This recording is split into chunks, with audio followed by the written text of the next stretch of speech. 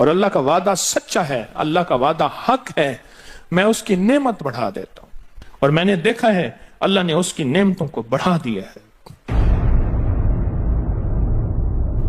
ایک درویش تھے، ایک مسجد ہے کوبے والی، ان میں ان کی قبر ہے۔ کوئی زیادہ سال نہیں گزرے، زیادہ زیادہ 40-50 سال گزرے ہوں گے۔ وہ جب دنیا سے فوت ہو گئے تو ان کی دل کی دھڑکن بہت تیز تھی، دل زندہ ہے کہ نہیں فوت ہو گیا۔ ڈاکٹر کو بلایا، اس نے کہا جی جسم سارا فوت ہو گیا ہے۔ اس نے کہا دل، انہوں نے کہا دل نہیں مرا۔ میں ان کی قبر پہ کبھی کبھار جایا کرتا ہوں، ایک مسجد کے ایک کونے میں ہے، وہ دل زندہ تھا، دھڑک رہا تھا۔ آخر طے ہوا یہ دل زندہ ہی رہے گا، اس اللہ کی امانت کو لحد میں پہنچا دو۔ وہ دل زندہ کیوں تھا؟ اس شخص کے، اس درویش کے کچھ معمولات ہیں، میں بتاتا ہوں۔ وہ کبھی وضو کا پانی ضائع نہیں کرتے تھے، وضو اہتمام سے کرتے تھے، تھوڑے پانی سے وضو کرتے تھے، مسواک استعمال کرتے تھے۔ وہ ہر وقت بندہ ذکر کرتا تھا، اور کبھی سورت ملک نہ پڑھی ہو اور سوئے ہوں، سورت ملک کو یاد کی، پھر یاد کی، پھر یاد کی سورت ملک، اور کبھی اور درود پاک کا اہتمام کرتے تھے۔ لیکن پڑھتے کیسے تھے؟ آج ایک درود پاک پڑھنے کی ادا مجھ سے سیکھ لیں اور مجھے سکھا دیں، ہم سب سیکھنے والے ہیں۔ رسول اللہ صلی اللہ تعالی علیہ وسلم کا، میرے کملی والے کی اداؤں کا استحضار کرتے ہوئے، میرے حضور کی وفاؤں کا، میرے حضور کے احسانات کا، احسانات ساری کائنات کے جتنے بھی ہیں ان کے احسانات ہیں۔ میرے حضور کے جو احسانات ہیں ان سے بڑھ کے کوئی احسان نہیں۔ کسی نے امام زید سے پوچھا، جن کے نام پہ زیدی سادات ہیں، وہ ڈوب کے کچھ پڑھ رہے تھے، بہت ڈوبے ہوئے۔ کسی نے پوچھا کہ آقا کیا پڑھ رہے تھے؟ فرمایا درود پاک پڑھ رہا تھا۔ اور پوچھا کہ حضرت یہ ڈوب کے کیا؟ کہا اپنے بڑوں کے احسانات کا استحضار تھا کہ انہوں نے ہم پہ احسان کیا۔ امام زید کی ادائیں ہیں، استحضار ہو ساری کائنات کے احسانات، لیکن جو احسان میرے کملی والے کا ہے وہ کسی کا ہو نہیں سکتا، جو احسان میرے آقا کا ہے وہ کسی کا ہو نہیں سکتا۔ احسانات ہوں۔ اچھا پہلے تصور میں آئیں گے، پہلے زبان پہ، پھر تصور پہ، پھر توجہ پہ، اور پھر ایک وقت ایسا آئے گا، ایسا محسوس ہوگا کہ میرا حضور ہے، ان کے ہاتھ مبارک ہیں، حوض کوثر کا پیالہ ہے، وہ مجھے دے رہے ہیں، میں پی رہا ہوں، اور اس کا ذائقہ میری زندگی میں کبھی جائے گا ہی نہیں۔ ایسا ہوتا ہے، جن کے ساتھ یہ بیتی ہے بات، ایسا ہوتا ہے، اور 100% ہوتا ہے، اور 100% ہوتا ہے، ایسا ہوتا ہے۔ مشق کرتے کرتے آپ اس مقام تک پہنچ جائیں گے، مشق کرتے کرتے اس مقام تک پہنچ جائیں گے، خود محسوس ہوگا اور جاگتی آنکھوں سے محسوس ہوگا۔ اور مشق کرنی ہے حضور کے احسانات کو سامنے رکھ کے۔ ایک تسبیح تو درود پاک پڑھ لیا کریں زندگی میں، روز ایک، چاہے زندگی یعنی دن میں کسی وقت بھی، صبح شام پڑھ لیں بہتر ہے، ورنہ ایک تسبیح ایسی جس میں حضور کے احسانات ہوں کہ یا رسول اللہ آپ کی برکت سے آج میری پیشانی سجدوں میں ہے، یا رسول اللہ آپ کی برکت سے آج میں آپ سے مانگنے والا، آپ کے رب سے مانگنے والا ہوں، اور اس کے غیر سے مانگنے والا نہیں ہوں۔ یا رسول اللہ آپ کی برکت سے میں قرآن کا حامل ہوں، سجدوں کا حامل ہوں، نماز کا حامل ہوں، اور آپ کی برکت سے یہ ملا مجھے نیکیاں، یہ عبادتیں، یہ سعادتیں، یہ راحتیں، یہ رحمتیں، یہ برکتیں، یہ خیریں ملی یا رسول اللہ آپ کی برکت سے۔ ایک تسبیح ایسی ہو جس میں میرے آقا کے احسانات کا سخت ترین تصور ہو، سخت ترین خیال ہو، اور سخت ترین استحضار۔ ایک تسبیح ایسی ہو۔ اچھا پہلے یہ تصور میں بات آئے گی، پھر تصور بڑھتا چلا جائے گا، پھر یہ تصور ترقی کی راہیں اختیار کرے گا، پھر یہ ترقی اور آگے بڑھے گی۔ بڑھتے بڑھتے ایک وقت ایسا آئے گا کہ احساس ہوگا کہ حضور سامنے تشریف فرما ہے اور میں آقا کے قدموں میں بیٹھا ہوں۔ آنکھوں سے، جاگتی آنکھوں سے جلوے نظر آئیں گے، جاگتی آنکھوں سے نقشے نظر آئیں گے، جاگتی آنکھوں سے دیدار مصطفیٰ نصیب ہو۔ कई दरवेश थे, कईयों ने कहा हमारे लाहौर में शादरा है, वहां एक साहब थे, किसी दरवेश के पास गए, उसने कहा जी मुझे हजूर का दीदार करा दे। फरमाया आंखें बंद कर। आंखें बंद करके तो उस दम उसकी झटके से आंखें खोली, कहा अल्लाह की कसम मैंने हजूर का दीदार कर लिया। जागती आंखों से आप एक आज फैसला करें, एक तस्बीह दरूद पाक की पढ़ें, सुबह शाम पढ़ें, 12 तस्बीहां पढ़ें, 16 पढ़ें, 100 पढ़ें, 1000 पढ़ें, लाख पढ़ें रोजाना, लेकिन एक तस्बीह ऐसी हो जिसमें हजूर के एहसानात, हजूर की शफकतें उम्मत पे, हजूर की मोहब्बतें उम्मत पे, मेरी कमली वाले की अताएं, शफकतें, मेहरबानियां, कमालात, एहसानात, उसका तसव्वुर करते हुए पढ़ेगा। पहले तसव्वुर नहीं जमेगा, फिर आहिस्ता आहिस्ता यह तसव्वुर तवज्जो में तब्दील होगा, तसव्वुर तवज्जो में तब्दील होगा, फिर यह तवज्जो ध्यान बन जाएगा, फिर ध्यान एतकाद बन जाएगा, ईकान कहते हैं जिसे, फिर ईकान यकीन की शक्ल अख्तियार करेगा। जब यकीन बनेगा ना, फिर ऐसे अल्लाहुम्मा सल्ली अला पढ़ेंगे और सल्ले अला के सारे नक्शे सामने आ जाएंगे, सल्ले अला के सारे नक्शे सामने आ जाएंगे, सारी कैफियतें सामने आ जाएंगे। ऐसे लोगों को सुनो जो फायदा होता है वो तय्युल अर्ज हासिल हो जाता है, ऐसे लोगों को तय्युल अर्ज हासिल हो जाता है। तय्युल अर्ज ये है कि अल्लाह के बाज़ औलिया बंदे ऐसे हैं, वो पहला कदम उठाते हैं तो दूसरा कदम 1400 मील का होता है। पहला कदम के बाद जब दूसरा कदम, वो 1400 मील का। तय्युल अर्ज की आज मैंने आपको बुनियाद बता दी, वो मेरे आका की मोहब्बतें और मेरे आका के एहसानात और मेरे कमली वाले के एहसानात का तसव्वुर करके इस्तेहज़ार कल्बी, इस्तेहज़ार लिसानी, ये पढ़ के दरूद पाक पढ़ें, जुबान से दरूद पाक पढ़ें कबूल, बेदिहानी से पढ़ें कबूल। दरूद है ही ऐसी इबादत, बेतवज्जी से पढ़ें कबूल, मसरूफ जिंदगी में पढ़ें कबूल, वजू पढ़ें कबूल, बेवजू पढ़ें कबूल। पर एक तस्बीह कोई ऐसी भी पढ़ के देख लें जो मेरी आखिरत का सामान बन जाए, और दुनिया में मरने से पहले अल्लाह मेरे दिल की आंखें खोल दे, चेहरे की तो खुली हैं, अल्लाह दिल की खोल दे। हाँ, दिल की आंखें जिसकी खुल जाती हैं वो जिंदगी में कामयाब, दुनिया में कामयाब, इज्जतों के ताज, शान और शौकत के ताज, जिसकी दिल की आंखें खुल जाती हैं वो नामुराद भी है ना तो बामुराद हो जाता है। और जो बंदा हजूर के एहसानात के साथ एक तस्बीह दरूद पाक की पढ़ेगा वो नामुराद से बामुराद होगा। और बामुराद कैसे होगा, जरा गौर से सुने। बामुराद कैसे होगा, जरा गौर से सुने। बामुराद ऐसे होगा, बामुराद ऐसे होगा कि अल्लाह पाक अगर उसकी पेशानी पे बदबख्ती, शकावत, जिल्लत, लानत लिखी है, अल्लाह दरूद पाक इस्तेहज़ार से पढ़ने की बरकत से उसकी पेशानी पे रहमत, अता और शफकत, मेहरबानी, मोहब्बत और करम लिख देता है। एक तस्बीह ऐसे पढ़ लें जिस एक तस्बीह पे इस्तेहज़ार हो, दिल की कैफियतें, दिल की गहराइयां हो, जिसे एक तस्बीह पे, उस एक तस्बीह के बाद फिर आप अपने वजूद को देखें। एक फायदा और होगा, जो जिन्होंने यह अमल किया उन्होंने बताया। एक फायदा और होगा, वो फायदा ये होगा कि जिस्म हवाओं में तहलील हो जाएगा, ये वजूद खत्म हो जाएगा, ये जो मौजूदा वजूद है। देखें, आप जो ख्वाब देखते हैं ना, वो भी आपका वजूद होता है, वो रूह की दुनिया का वजूद होता है, या तन और मन की दुनिया का वजूद है। इस वजूद को फना है, रूह की दुनिया के वजूद को फना नहीं है, बका है। फिर आपको रूह की दुनिया का वजूद मिलेगा, और रूह की दुनिया का वजूद फिर कायनात की सैर करेगा और कायनात के जलवे देखेगा, कायनात के मजाहिर और मंजर देखेगा। फिर आप जुबान पे नहीं ला सकेंगे कि लोगों के बर्तन छोटे हैं। और फरमाया फिर ये शख्स अपने आप को छुपाएगा ऐसे जैसे कोई नापाक कपड़े को छुपाता है, अपने ऐबों को जो छुपाता है, ऐसे अपनी इस विलायत को छुपाएगा।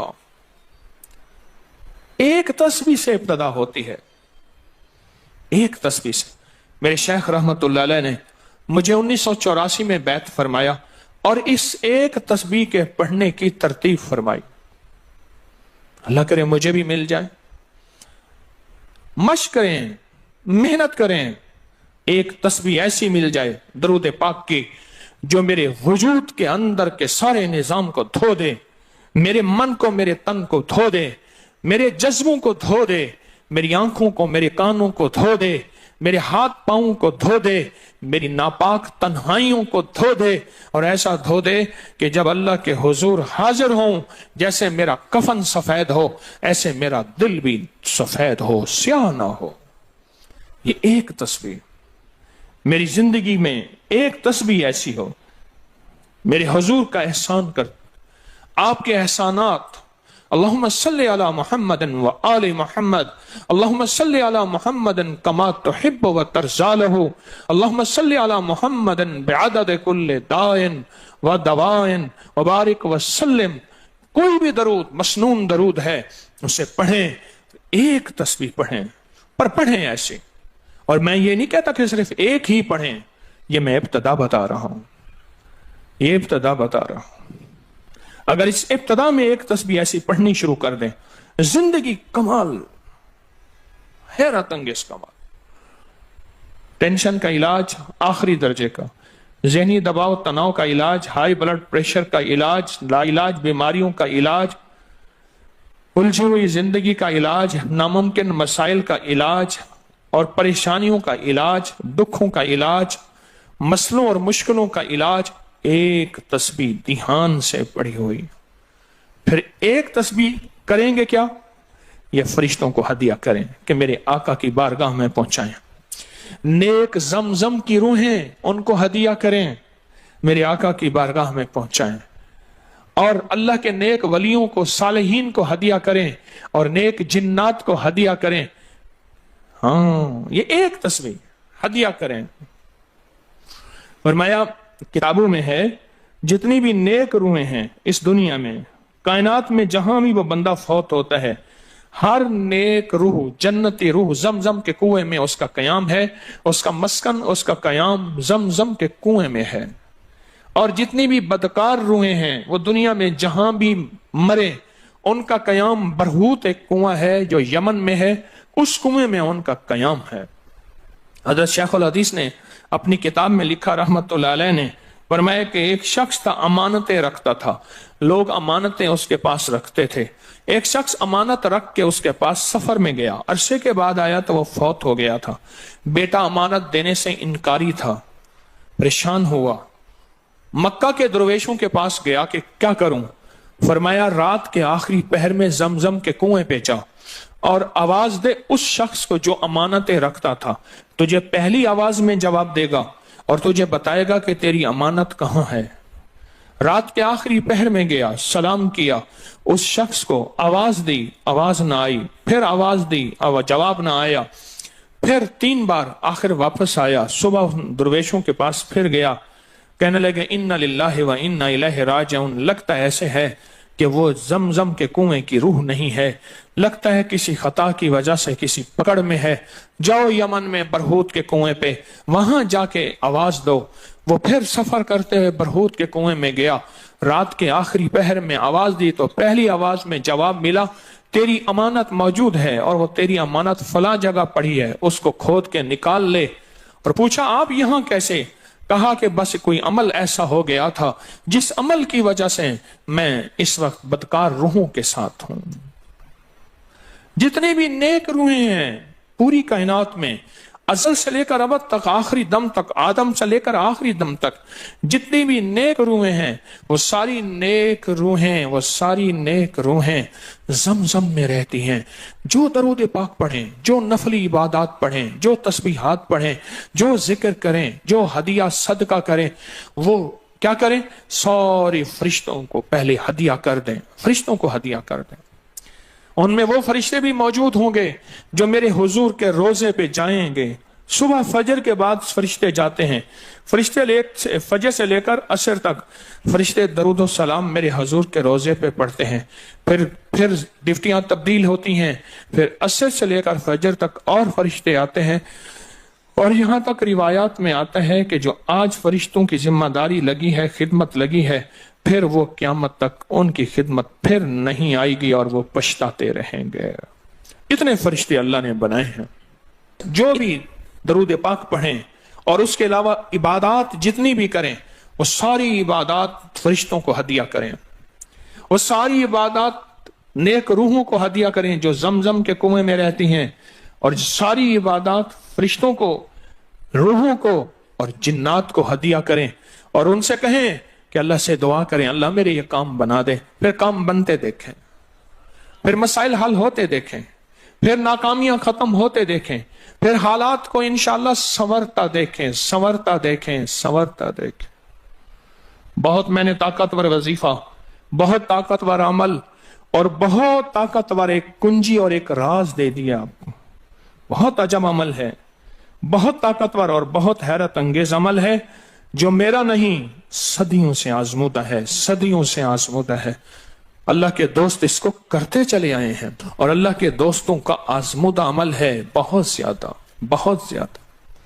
پر ایک تسبیح ایسی ہو جو توجہ سے، جو احسانات کا تصور کر کے، جو میرے کملی والے کے احسانات کا تصور کر کے، تصور کر کے، تصور کر کے، احسانات کا تصور کر کے، کوئی ایک تسبیح ایسی ہو ڈوب کے، یا اللہ دنیا میں ایسی جگہ کوئی کہیں ہوتی، یا اللہ دنیا میں ایسی جگہ کوئی کہیں ہوتی، اکیلے بیٹھے رہتے یاد تیری دل نشیں ہوتی۔ کوئی ایسی جگہ ڈھونڈ لیں، نہیں ملتی، کوئی ضروری نہیں اپنے دل کو تنہائیوں میں لے ہیں۔ وہ کیسے؟ دنیا کے مشغلوں میں ہم باخدا رہے، دنیا کے مشغلوں میں ہم باخدا رہے، سب کے ساتھ رہتے ہوئے سب سے جدا رہے، سب کے ساتھ رہتے ہوئے سب سے جدا رہے۔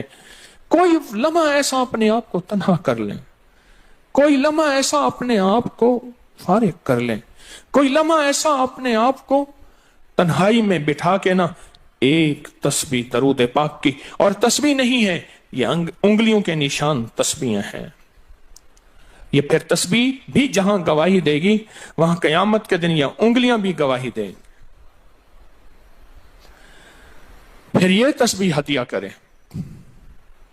فرشتے ٹوٹ پڑتے ہیں اس درود پاک کے ہدیے پہ۔ کیوں؟ ان کی غذا ہی نور ہے، اور درود نور ہے، ان کی غذا ہی نور ہے اور درود نور ہے، ان کی غذا ہی یہی برکت ہے اور درود برکت ہے، ان کی غذا ہی خوشبو ہے اور درود خوشبو ہے، ان کی غذا بھی یہی ہے۔ ایک تسبیح ایسی ہو جس پہ آپ دیوانے ہو جائیں۔ یہاں تک کہ بعض مشاہدات میں یہاں تک کہتے ہیں، دیکھنے والے اہل نظر کہتے ہیں کہ ایک تسبیح جو دھیان والی پڑھی اور فرشتوں کو مسلسل ہدیہ کیا، روحوں کو ہدیہ کیا اور جنات کو ہدیہ کیا، تو کچھ ہی عرصے میں فرشتے جاگتی آنکھوں سے نظر آنا شروع ہو جاتے ہیں، اور روحیں خواب میں آ کے شکریہ ادا کرتی ہیں، اور جنات جاگتی آنکھوں سے، جنات دیکھیں اللہ نے جنات کو اوجھل کر دیا، پردے دے دیے، روحوں کے سامنے پردے دے دیے، فرشتوں کے سامنے پردے دے دیے۔ فرشتے ہیں، میری آنکھ نہیں دیکھ سکتی، ارواح کا نظام، روحوں کا نظام ہے، میری آنکھ نہیں دیکھ سکتی، جنات کا نظام ہے، میری آنکھ نہیں دیکھ سکتی۔ اللہ پاک پھر پردے ہٹا دیتے ہیں، رخ سے پردے ہٹے، رخ سے پردے ہٹے، طور جلنے لگا، میرے ساقی کا مجھ پہ کرم ہو گیا، میرے ساقی کا مجھ پہ کرم ہو گیا۔ یہ ایک تسبیح آج کا سبق ہے، کملی والے کی محبتوں کا سبق ہے، ایک تسبیح۔ درود پاک وہ عبادت ہے جس عبادت کے کرنے والا کبھی محروم نہیں رہتا، اس عبادت کو پڑھنے والا کبھی محروم نہیں رہتا۔ درود پاک وہ عبادت ہے، ہر عبادت کے لیے اخلاص کی ضرورت ہے، مخلص ہونا ضروری ہے، ہر عبادت کے لیے، ہر عبادت کے لیے اخلاص اور مخلص ہونا ضروری ہے۔ لیکن درود وہ عبادت ہے جس کے لیے مخلص ہونا بھی ضروری نہیں، اگر کوئی بندہ دکھاوے کی نیت سے درود پڑھتا ہے تب بھی قبول ہے، قبول ہے، قبول، لیکن مومن کبھی دکھاوے کی نیت سے پڑھ ہی نہیں سکتا۔ مومن کے اندر تو للہیت اور اخلاص ہوتا ہے اور اللہ کی رضا ہوتی ہے، مومن کبھی دکھاوے کی نیت سے درود نہیں پڑھتا۔